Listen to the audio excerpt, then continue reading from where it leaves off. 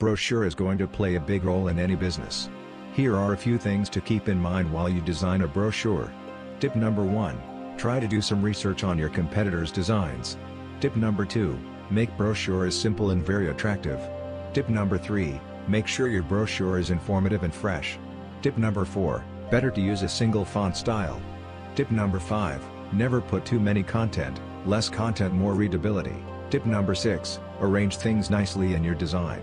Tip number 7. Use attractive and informative graphics. Tip number 8. Try to highlight main points in big bold fonts. Tip number 9. Try to use minimal colors. Tip number 10. Do not use bright and fluorescent colors. Tip number 11. Do not use too many colors. Tip number 12. Never compromise with the quality of paper, you can print either glossy or matte. Tip number 13. Before printing, make sure you have proofread it. Tip number 14. Display your logo, brand identity in the top part. Tip number 15. Create the brochure in CMYK format. Tip number 16.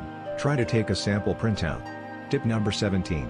Keep the resolution 300 dpi. These design tips are for beginners. I hope you like this video. Please do subscribe. Happy designing, friend.